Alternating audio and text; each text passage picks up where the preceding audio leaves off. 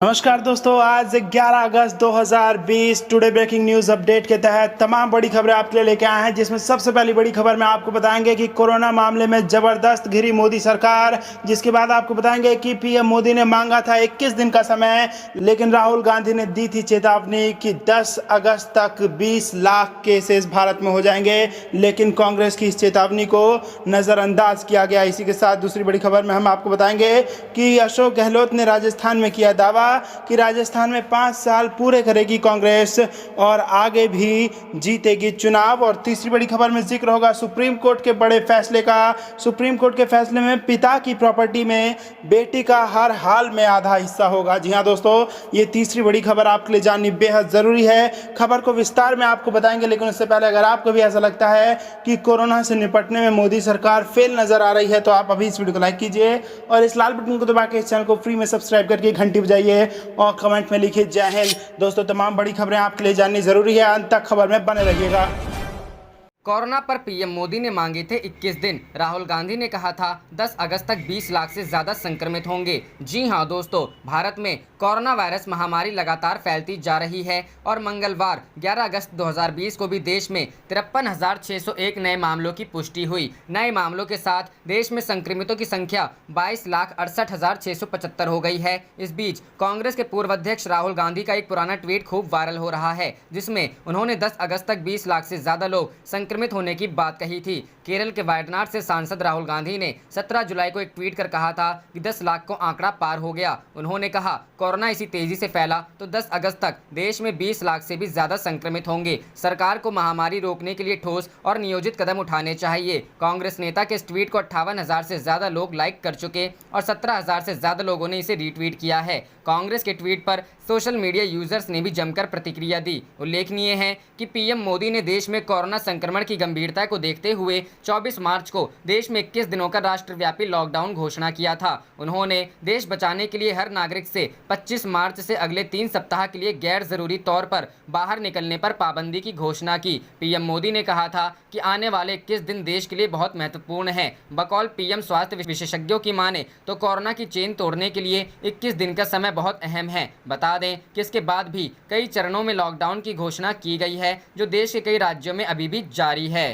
रुख करते हैं अगली खबर की तरफ। गहलोत का दावा, राजस्थान में 5 साल पूरे करेगी कांग्रेस, आगे भी जीतेंगे चुनाव। जी हां दोस्तों, राजस्थान में चल रहे राजनीतिक घमासान के बीच निष्कासित उप मुख्यमंत्री राजेश पायलट की कांग्रेस आलाकमान से बातचीत के बाद विवाद सुलझते दिखाई दे रहे हैं। अब इसी बीच राज्य के मुख्यमंत्री अशोक गहलोत ने दावा किया कि हमारी सरकार 5 साल पूरी करेगी। पायलट गुट के विधायकों से मिलने के बाद बोले गहलोत ने मीडिया से कहा कि हमारी पार्टी में शांति और भाईचारा बना रहेगा। एक 3 सदस्यों की कमेटी बनाई गई है जिससे शिकायतें दूर की जा सके। उन्होंने बीजेपी को आड़े हाथों लेते हुए कहा कि उन्होंने सरकार गिराने की पूरी कोशिश की, लेकिन अब इसका खात्मा हो गया है। मुख्यमंत्री ने कहा कि हमारे सभी विधायक साथ हैं, किसी एक ने भी साथ नहीं छोड़ा है। इनकम टैक्स और सीबीआई का गलत इस्तेमाल किया जा रहा है, धर्म के नाम पर राजनीति हो रहा है, लेकिन हमारी सरकार 5 साल का कार्यकाल पूरा करेगी और अगले चुनाव में भी जीतेंगे। गौरतलब है कि पायलट ने सोमवार को दिल्ली में राहुल गांधी और प्रियंका गांधी से मुलाकात की और सारी बातें उनके सामने रखी, विवाद के बिंदु उनके सामने रखे। इन पर राहुल गांधी ने नरम रुख अपनाते हुए विवाद के मुख्य बिंदुओं पर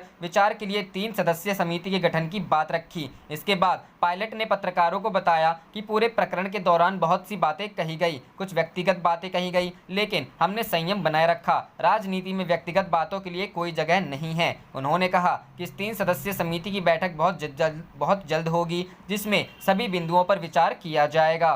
रुख करते हैं अगली खबर की तरफ। सुप्रीम कोर्ट का फैसला, पिता की प्रॉपर्टी में बेटी का हर हाल में आधा हिस्सा होगा। जी हां दोस्तों, सुप्रीम कोर्ट ने बड़ा फैसले सुनाते हुए कहा है कि बेटियों का पैतृक संपत्ति पर अधिकार होगा, भले ही हिंदू उत्तराधिकारी अधिनियम 2005 के लागू होने से पहले ही कॉर्पोरेशनर की मृत्यु हो गई हो। हिंदू महिलाओं को अपने माता पिता की प्रॉपर्टी में भाई के बराबर हिस्सा मिलेगा। दरअसल साल 2005 में ये कानून बना था कि बेटा और बेटी दोनों को अपने पिता की संपत्ति में समान अधिकार होगा, लेकिन ये साफ नहीं था कि अगर पिता का देहांत 2005 से पहले हुआ तो क्या ये कानून ऐसी फैमिली पर लागू होगा या नहीं। आज जस्टिस अरुण मिश्रा की अगुवाई वाली बेंच ने ये फैसला दिया कि ये कानून हर परिस्थिति में लागू होगा। अगर पिता का देहांत कानून बनने से पहले यानी 2005 से पहले हो गया है तो भी बेटी को बेटे के बराबर अधिकार मिलेगा। आपको बता दें कि 2005 में हिंदू उत्तराधिकार कानून 1956 में संशोधन किया गया था। इसके तहत पैतृक संपत्ति में बेटियों को बराबर का हिस्सा देने की बात कही गई है। क्लास 1 कानूनी वारिस होने के नाते संपत्ति पर बेटी का बेटे जितना हक है, शादी से इसका कोई लेना देना नहीं है। अपने हिस्से की प्रॉपर्टी पर दावा किया जा सकता है।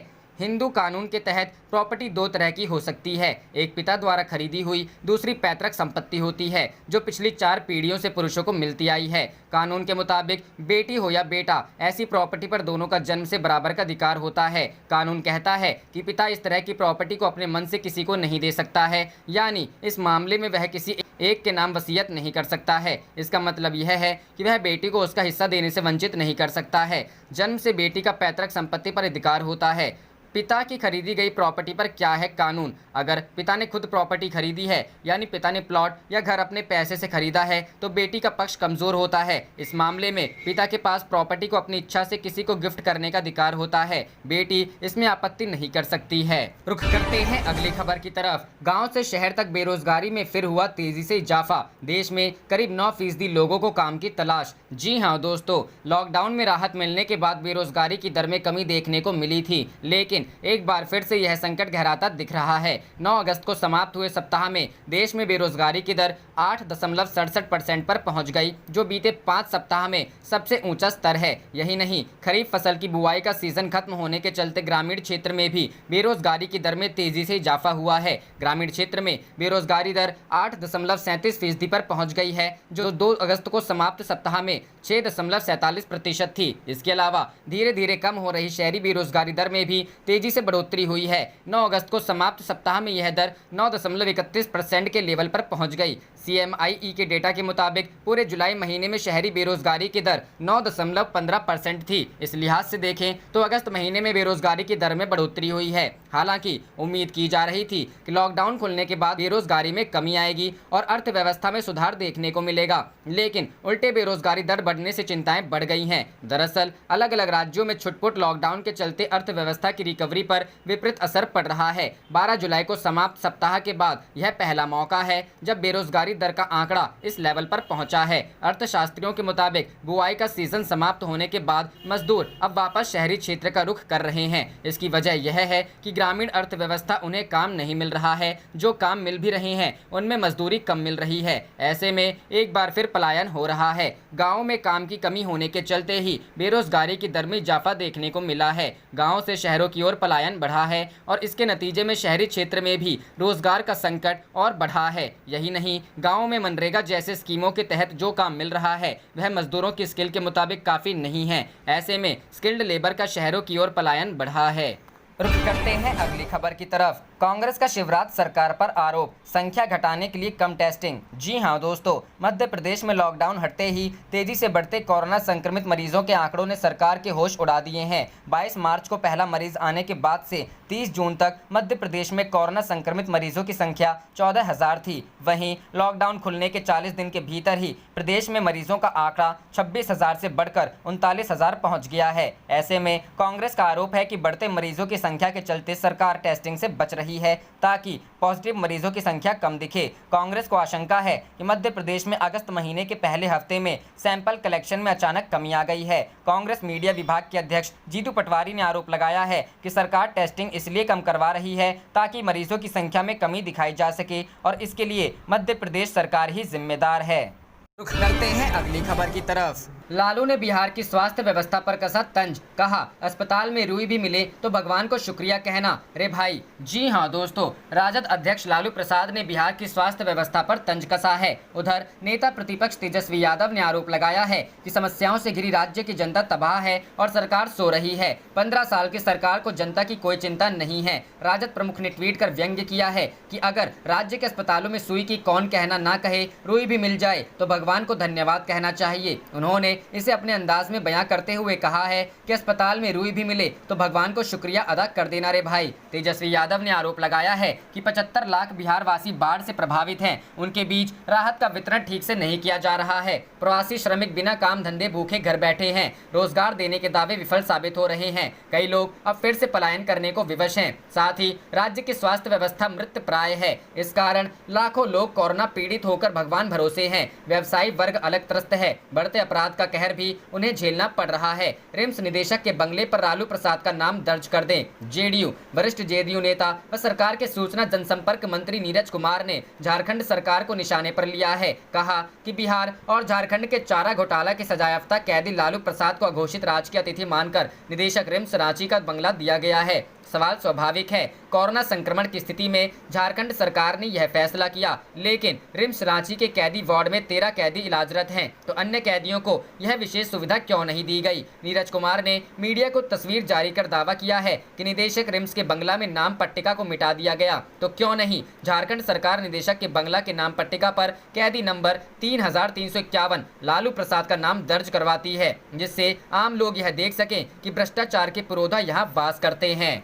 रुक करते हैं अगली खबर की तरफ। बिहार लौटे मजदूरों को नहीं मिला रोजगार, दूसरे राज्यों को फिर कर गए पलायन। राजद, जी हां दोस्तों, बिहार में विपक्षी पार्टी राजद एनडीए सरकार को सूबे में व्याप्त कोरोना, बाढ़, पलायन और रोजगार समेत आदि समस्याओं को लेकर लगातार घेर रही है। इसी कड़ी में राजद ने सोमवार को अपने आधिकारिक ट्विटर अकाउंट से ट्वीट कर कहा कि एनडीए सरकार ने खूब गाजे बाजे के साथ पोस्टरबाजी करके राज्य भर में भ्रम फैलाया था। वे कोरोना महामारी की वजह से हताश होकर बिहार लौटे सभी 40-50 लाख मजदूरों के लिए यही रोजगार मुहैया करा देंगे। बिहार सरकार ने दावे किए थे कि स्किल सर्वे करवाया जा रहा है, बंद पड़ी फैक्ट्रियों को चालू करवाकर रोजगार देंगे, हताश होकर लौटे मजदूरों को मनरेगा के जरिए काम देंगे। वहीं राजद ने कहा कि सबका सब कोरा झूठ साबित हुआ। राजद के अन्य ट्वीट में कहा गया कि आज की हकीकत यह है, जो करीब 40 लाख श्रमिक कोरोना की वजह से हताश होकर बिहार लौटे थे, लगभग वे सभी श्रमिक पुनः दूसरे राज्य प्रस्थान कर चुके हैं या बचे खुचे मजदूर भी दूसरे राज्यों को पलायन करने की तैयारी कर रहे हैं। राजद ने कहा कि वापस लौट चुके श्रमिक बता रहे हैं कि दूसरे राज्यों के मुकाबले अगर आधी कमाई पर भी काम मिल जाता तो वो कभी बिहार छोड़ दूसरे राज्य नहीं जाते।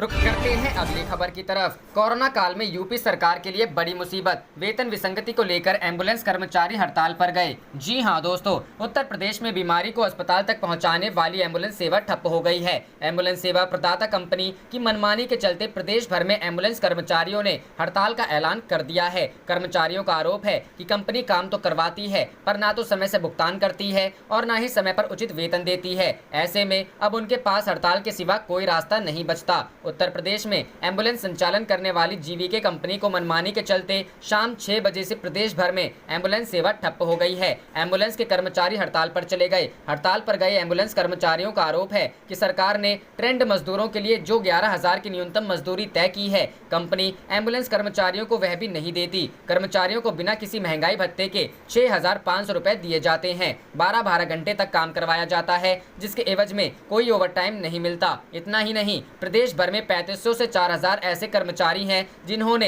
1 साल पहले ही ज्वाइन किया तो उनको सिर्फ 5,400 रुपए तनख्वाह दी जाती है। समय पर नहीं मिलता है वेतन। कंपनी के कॉल सेंटर में काम करने वाली महिलाओं के लिए कोई सुरक्षा इंतजाम नहीं है। वर्क प्लेस पर सेक्सुअल हैरेसमेंट रोकने के लिए दिए गए दिशा निर्देशों का भी कोई पालन नहीं किया जाता। तमाम ऐसे कर्मचारी हैं जो 2012 से कंपनी में काम कर रहे हैं, लेकिन उनको ग्रेजुएटी नहीं मिलती। इन सब के साथ ही कंपनी निर्धारित 10 तारीख पर कभी वेतन नहीं देती। 2 से 3 माह रोककर कर्मचारियों को वेतन दिया जाता है। इन तमाम विसंगतियों के चलते कर्मचारियों का मानसिक और शारीरिक शोषण होता है और जिसके चलते ही कई बार दुर्घटनाएं हो रही हैं। हड़ताल पर जाने को मजबूर। अपनी मांगों को लेकर जीवन दायिनी स्वास्थ्य विभाग 108, 102 एम्बुलेंस कर्मचारी संघ के प्रदेश अध्यक्ष हनुमान पांडे का कहना है कि अब कर्मचारी हड़ताल पर जाने को मजबूर हैं। सरकार और कंपनी के बीच में तमाम बार सुलह समझौते हुए। कंपनी ने सरकार को वादे किए, लेकिन कंपनी कर्मचारियों का शोषण नहीं रोक रही। ऐसे में उनके पास हड़ताल पर जाने के सिवा कोई रास्ता नहीं बचता। रुख करते हैं अगली खबर की तरफ। लखनऊ 9 दिन लॉकडाउन के बाद भी कोरोना बेलगाम। अफसर बोले 21 दिनों का लॉकडाउन जरूरी। जी हां दोस्तों, कोरोना के लिहाज से बेहद संवेदनशील 5 इलाकों आलमबाग, इंदिरा नगर, आशियाना, गोमती नगर और सरोजनी नगर में संक्रमण की चेन नहीं टूट रही है। यह स्थिति तब है जब इनमें से 4 थाना क्षेत्रों में जुलाई में 9 दिन लॉकडाउन रहा। वहीं बीते एक सप्ताह में रायबरेली रोड और ताल कटोरा में भी मरीज बढ़े हैं। स्वास्थ्य विभाग के अफसरों का कहना है कि संक्रमण पर काबू पाने के लिए 21 दिन का संपूर्ण लॉकडाउन जरूरी है। 4 थाना क्षेत्र सरोजनी नगर, गाजीपुर, इंदिरा नगर व आशियाना में 18 से 26 जुलाई तक लॉकडाउन लगाया गया था। इसमें 18 से 19 जुलाई और 25 व 26 जुलाई को साप्ताहिक बंदी थी। हालांकि इन 9 दिनों के लॉकडाउन के बाद भी इन इलाकों से मरीज मिलने का सिलसिला नहीं थमा। आलमबाग में 1 से 7 अगस्त तक सबसे अधिक 148 मरीज मिले। दूसरे नंबर पर गोमती नगर, तीसरे पर इंदिरा नगर व चौथे पर रायबरेली रोड पर 5वें पर महानगर रहा। स्वास्थ्य विभाग की टीम यहां कॉन्टैक्ट ट्रेसिंग के साथ जांच करवा रही है। सीएमओ डॉक्टर आरपी सिंह के मुताबिक संक्रमण की रफ्तार काबू करने के लिए टीमें लगातार कंटेनमेंट जोन में जाकर जांच और स्क्रीनिंग कर रही है। हालांकि 9 दिन के लॉकडाउन के बाद सरोजनी नगर में संक्रमण की रफ्तार थोड़ा थमी है। यहां अगस्त में अब तक 37 मरीज मिले हैं। इनमें से अधिकतर पूर्व मरीजों के क्लोज कांटेक्ट में थे। संक्रमण की चेन तोड़ने के लिए 21 दिनों का लॉकडाउन जरूरी। अधिकारियों का कहना है कि स्वास्थ्य विभाग की टीमों ने जांच बढ़ा दी है। यह भी कहा कि राजधानी में संक्रमण पर काबू पाने के लिए 21 दिनों का संपूर्ण लॉकडाउन जरूरी है। 2 दिन की साप्ताहिक बंदी में सैनिटाइजेशन का काम बेहतर तरीके से होता है। हालांकि संक्रमण की चेन तोड़ने के लिए 21 दिन का संपूर्ण लॉकडाउन जरूरी है। रुख करते हैं अगली खबर की तरफ। पायलट की राहुल प्रियंका से मुलाकात के बाद राजस्थान में उथल पुथल थमने की उम्मीद। जी हां दोस्तों, राजस्थान विधानसभा के प्रस्तावित सत्र से कुछ दिन पहले पूर्व उप मुख्यमंत्री सचिन पायलट ने सोमवार को कांग्रेस के पूर्व अध्यक्ष राहुल गांधी और पार्टी महासचिव प्रियंका गांधी वाड्रा से मुलाकात की, जिसके बाद राज्य में चल रही सियासी उथल पुथल थमने की उम्मीद है। पार्टी सूत्रों के मुताबिक राहुल गांधी के आवास पर इस मुलाकात के करीब 2 घंटे तक चर्चा हुई। पायलट के करीबी सूत्रों का कहना है कि राजस्थान कांग्रेस कमेटी के पूर्व अध्यक्ष ने पार्टी के दोनों शीर्ष नेताओं के समक्ष विस्तार से अपना पक्ष रखा और फिर दोनों ने उनकी चिंताओं के निदान का भरोसा दिलाया। दूसरी तरफ कांग्रेस के सूत्रों ने कहा कि पायलट ने राहुल गांधी और प्रियंका गांधी के समक्ष अपनी बात रखी है। हालांकि फिलहाल सुलह के किसी फार्मूले पर सहमति नहीं बनी है। सूत्रों का यह भी कहना है कि पिछले कई दिनों से चली आ रही सियासी उथल-पुथल की पृष्ठभूमि में राहुल गांधी और प्रियंका गांधी से पायलट की मुलाकात सकारात्मक संकेत है और अब मामला सुलझाने की संभावना प्रबल हो गई है। यह मुलाकात विधानसभा सत्र आरंभ होने से कुछ दिनों पहले हुई है और अब राजस्थान में कांग्रेस के भीतर पिछले कुछ हफ्तों से चली आ रही उठापटक थमने की उम्मीद है। गौरतलब है कि 14 अगस्त से राजस्थान विधानसभा का सत्र आरंभ होगा, जिसमें मुख्यमंत्री अशोक गहलोत बहुमत साबित करने का प्रयास करेंगे। मुख्यमंत्री गहलोत के खिलाफ खुलकर बगावत करने और विधायक दल की बैठकों में शामिल नहीं होने के बाद कांग्रेस आलाकमान ने पायलट को प्रदेश कांग्रेस कमेटी के अध्यक्ष और उप मुख्यमंत्री के पदों से हटा दिया था। बागी रुख अपनाने के साथ ही पायलट कई बार स्पष्ट कर चुके हैं कि वह भाजपा में शामिल नहीं होंगे। पायलट और उनके साथ ही 18 अन्य विधायकों की बगावत के कारण गहलोत सरकार मुश्किल में आ गई है। गहलोत और कांग्रेस अपनी सरकार बचाने के लिए पिछले कई हफ्तों से जुट गए हैं। पहले विधायकों को जयपुर के होटल में रखा गया था, बाद में उन्हें जैसलमेर के एक होटल में भेज दिया गया। पिछले कई हफ्तों से चल रहे सियासी घटनाक्रम के बीच कांग्रेस ने बार बार दोहराया है कि अशोक गहलोत सरकार के पास 100 से अधिक विधायकों का समर्थन है और उसके ऊपर कोई खतरा नहीं है। रुख करते हैं अगली खबर की तरफ। ऑपरेशन लोटस फेल, सत्ता के सपने ढेर। अशोक गहलोत ने एक बार फिर बीजेपी को आईना दिखाया। जी हां दोस्तों, राजस्थान में अशोक गहलोत की सरकार गिराने के लिए चलाया गया ऑपरेशन लोटस फेल हो गया है। इसके साथ ही राजस्थान में बीजेपी के सत्ता के सपने भी ढेर हो गए हैं। सचिन पायलट खेमे के वरिष्ठ नेता और पूर्व मंत्री भंवर लाल शर्मा ने आज सीएम गहलोत से मुलाकात की और करीब पौने घंटे तक उनसे चर्चा की। इसके बाद उन्होंने प्रेस को बताया कि सीएम गहलोत के साथ बातचीत सकारात्मक रही और अब कांग्रेस परिवार में कोई विवाद नहीं है। याद रहे, करीब 1 माह पहले राजस्थान के उप मुख्यमंत्री रहे सचिन पायलट ने सीएम गहलोत से बगावत कर दी थी, जिसके बाद बीजेपी पर्दे के पीछे रहकर अपना सियासी हित साध रही थी। पायलट खेमे के 1.5 दर्जन से ज्यादा विधायकों के अलग हो जाने के बावजूद पहले दिन से बहुमत सीएम अशोक गहलोत के साथ ही था। लिहाजा धीरे धीरे यह साफ हो गया कि सीएम गहलोत को हटाना संभव नहीं है। हालांकि बीएसपी के 6 विधायक जिन्होंने कांग्रेस ज्वाइन कर ली थी को भी सियासी गणित से हटाने की कोशिश की गई, लेकिन सारे अभियान की हवा तब निकल गई जब यह साफ हो गया कि पायलट खेमे के विधायक बढ़ेंगे नहीं, कम ही होंगे। सबसे तगड़ा झटका तो बीजेपी को तब लगा जब पूर्व मुख्यमंत्री वसुंधरा राजे 3 दिन पहले अचानक दिल्ली पहुंची और बीजेपी के राष्ट्रीय अध्यक्ष से मुलाकात करके अपनी बात साफ साफ कह दी। कांग्रेस कांग्रेस की सियासी कमजोर कड़ियां तलाशने वाली बीजेपी को अचानक एहसास हुआ कि हो सकता है उनके कुछ विधायक भी इधर उधर हो जाएं, इसलिए उन्हें गुजरात भेजना शुरू किया। करीब 1.5 दर्जन विधायकों को तो भेजा गया, लेकिन कई विधायकों ने बाहर जाने से इनकार कर दिया। खबरें हैं कि विधायकों को मध्य प्रदेश और गुजरात भेजने में बीजेपी नाकामयाब रही। बीजेपी ने तय किया कि सभी विधायकों को जयपुर के क्राउन प्लाजा होटल में ही 11 अगस्त से रखा जाए। खबरों की माने तो बीजेपी की हालत तब खराब हो गई जब वसुंधरा समर्थक विधायकों को बीजेपी गुजरात और मध्य प्रदेश भेजना चाह रही थी, लेकिन उन्होंने जाने से इनकार कर दिया। रविवार को भी दिन भर जयपुर एयरपोर्ट पर हेलीकॉप्टर खड़ा रहा, मगर वसुंधरा समर्थक विधायकों ने यह कहकर जाने से इनकार कर दिया कि हम पर बेवजह लोग शक करेंगे। आप देख रहे थे आपका अपना चैनल जय हिंद जय भारत।